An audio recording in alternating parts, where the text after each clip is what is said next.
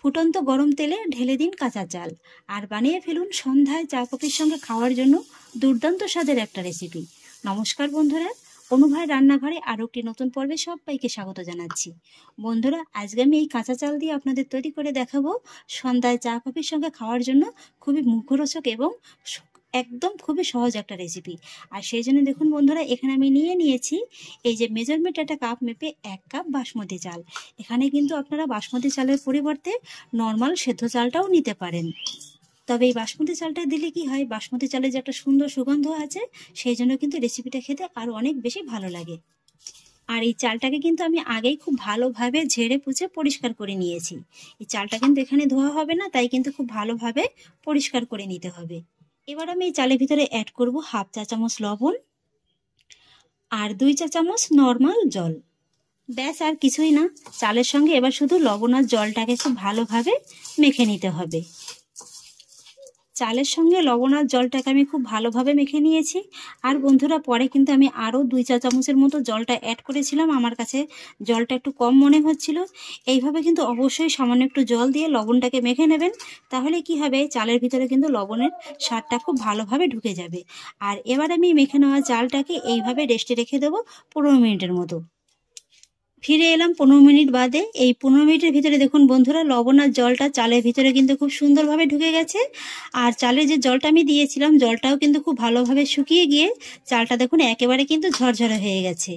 এক্ষেত্রে আমি আপনাদের আর একটা কথা বলে রাখি, আপনারা যদি ঘরে সেদ্ধ চাল দিয়ে করতে যান, সেক্ষেত্রে কি করবেন, চালটাকে আগে খুব ভালোভাবে ধুয়ে নেবেন আর তারপরে লবণটাকে মাখিয়ে এইভাবে একটু রেস্টে রেখে দেবেন, তাহলেই হয়ে যাবে। আর এখানে ওজন হিসেবে কিন্তু মাত্র 200 গ্রাম চাল আছে।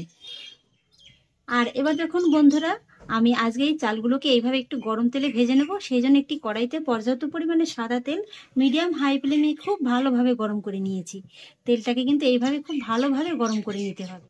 আর এবার দেখুন বন্ধুরা, এই চালগুলোকে আমি গরম তেলে ভেজে নেব। আর সেই জন্য একটি কড়াইতে পর্যাপ্ত পরিমাণে সাদা তেল হাই ফ্লেমে খুব ভালোভাবে গরম করে নিয়েছি। তেলটাকে কিন্তু এইভাবে খুব ভালোভাবে গরম করে নিতে হবে।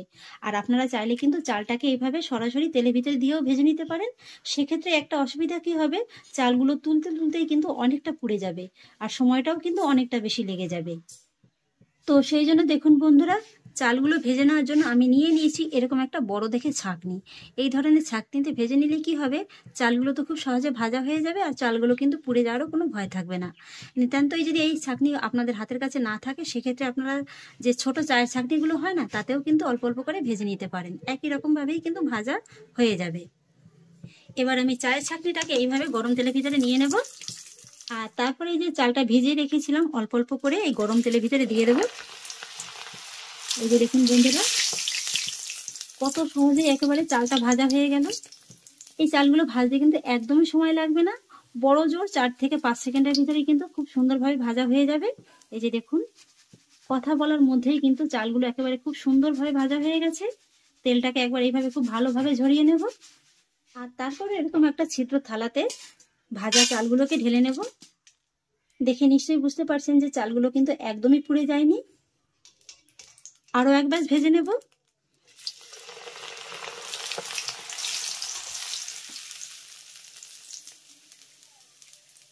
এই যে দেখুন বন্ধুরা, এই চালগুলো একেবারে কত সুন্দরভাবে ভাজা হয়ে গেল। একদমই কিন্তু তেলের ভিতরে খুব বেশি সময় নিয়ে রাখার প্রয়োজন নেই, তাহলে কিন্তু পুড়ে যাবে। আর এই চালগুলো ভাজার সময় কিন্তু গ্যাসের আঁচটাকে একটু কমিয়ে দিয়ে ভাজবেন। প্রথমে তেলটাকে তো খুব ভালোভাবে গরম করে নেবেন, তারপরে গ্যাসের আঁচটাকে একটু কমিয়ে দিয়ে ভেজে নেবেন।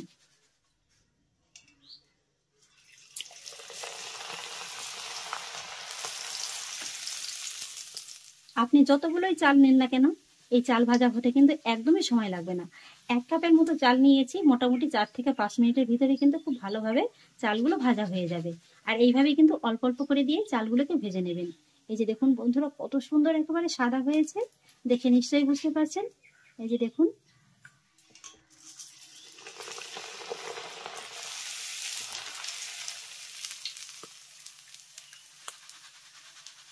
আর এইগুলো ভাজার সময় কিন্তু আপনাদের বেশ আনন্দই লাগবে।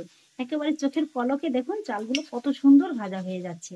এই ধরনের চাল ভাজা কিন্তু আমরা ট্রেনে বাসে কিনে খেয়ে থাকি, আবার মুদি দোকানেও কিন্তু কম বেশি পাওয়া যায়। তো সেগুলো কিন্তু খুব একটা স্বাস্থ্যকর হয় না। বাড়িতেই কিন্তু আপনারা একেবারে স্বাস্থ্যসম্মতভাবে এইভাবে একেবারে ট্রেন বাসের মতো স্বাদের চাল ভাজা রেডি করে নিতে পারবেন। এই যে দেখুন আমার আরও এক পাশ ভাজা হয়ে গেল, আর এইভাবেই সব চাল ভাজাগুলোকে আমি ভেজে নেব। সমস্ত চালগুলোকে আমি ভেজে নিয়েছি, আর এবার এই গরম তেলের ভিতরে আমি ভেজে নেব 1 মুঠোর মতো চীনাবাদাম।